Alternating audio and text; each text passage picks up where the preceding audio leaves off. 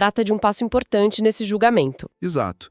E acho que vale a pena logo de cara situar bem as coisas. A gente está falando de uma etapa do julgamento, tá? Que está acontecendo na primeira turma do STF. Certo, primeira turma. Isso, não é o plenário completo, com os 11 ministros. É um colegiado menor de 5.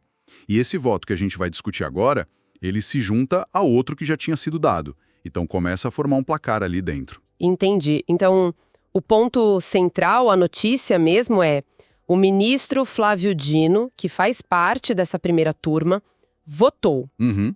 E o voto dele foi pela condenação do ex-presidente Jair Bolsonaro. Isso por si só já é, assim, muito significativo, né? Sem dúvida. Um voto pela condenação num caso dessa magnitude. E o material que a gente tem aqui destaca que não é só o ex-presidente, viu? O voto do ministro Dino, ele acompanha um entendimento de que outros 7 acusados que estão no mesmo processo também devem ser condenados. 7 além dele. Exato. Todos eles, segundo a acusação que baseia o julgamento, estariam ligados a essa suposta trama golpista. O que chama muita atenção aí é o impacto direto desse voto na configuração do julgamento ali na turma, né? Como assim? Bom, com esse voto do ministro Dino, o placar agora está em 2-0 pela condenação. Ah, entendi. 2-0. Isso. É um placar que ainda está em formação, claro. Faltam os votos dos outros 3 ministros da turma, mas já é um sinal, né? Um indicativo forte da linha que está ganhando força ali dentro. Certo. 2 votos já alinhados nesse sentido. E vale lembrar quem deu o primeiro voto, né? Foi o ministro Alexandre de Moraes. Que, além de ser da turma, é o relator do caso. Ah, o relator. O papel dele é crucial, né? Fundamental. O relator no STF e em outros tribunais assim, colegiados, ele é quem primeiro estuda o processo a fundo, sabe? Analisa as provas, os argumentos da acusação, da defesa. E aí ele prepara um voto. Exatamente, ele elabora um voto propondo uma solução para o caso. E esse voto inicial serve como um ponto de partida. Muitas vezes ele acaba moldando o debate entre os outros juízes. Entendi. O voto do relator meio que dá o tom da discussão, então. E é aqui que a coisa fica bem interessante, né?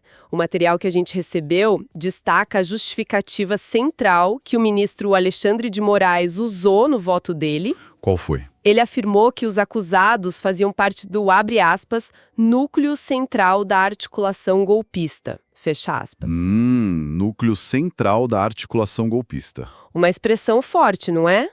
Carrega um peso jurídico e político enorme. Com toda certeza. A escolha dessas palavras não é por acaso, né? Núcleo central, articulação golpista.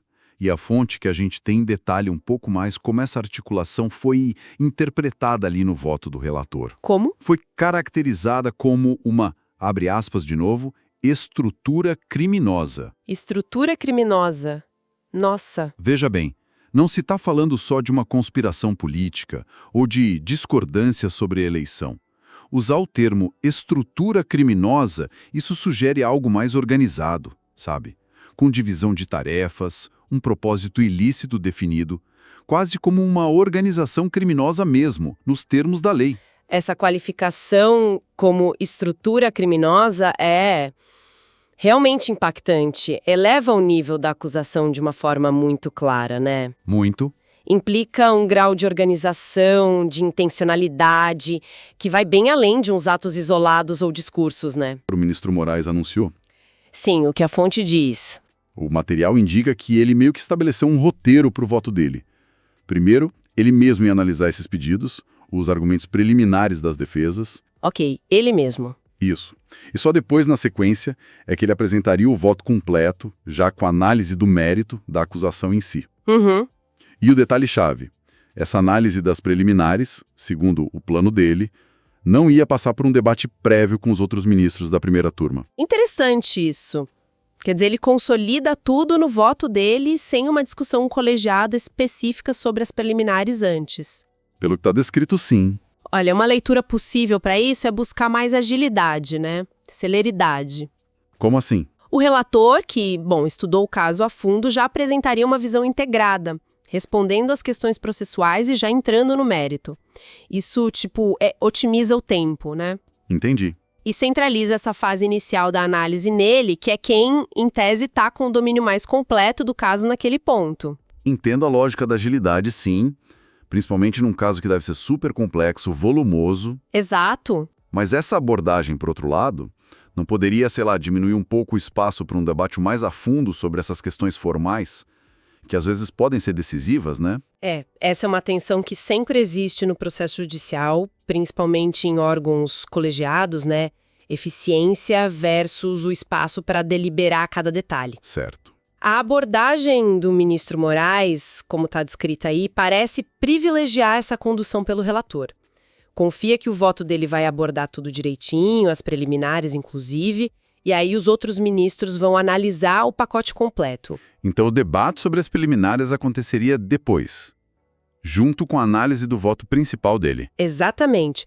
Não que diminua o debate, mas estrutura ele de uma forma diferente. O debate vem depois do voto do relator, já contextualizado pela análise de mérito que ele fez. Ok, entendi. Mas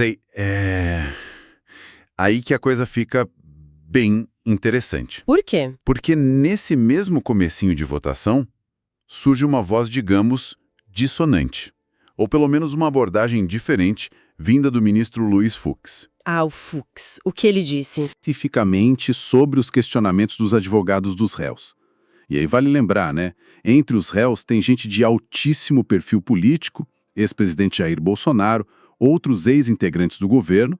O peso é grande. E o ponto-chave aí é a clareza, a explicitude e o momento dessa fala do Fux, né? Como assim?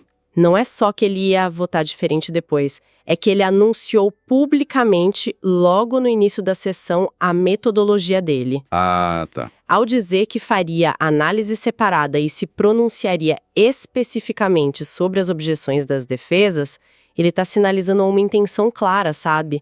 De dar um tratamento destacado para esses argumentos processuais. Ou seja, ele não só pensou diferente, mas ele, verbalizou essa diferença de método antes mesmo de começar a análise de fato. Exatamente isso.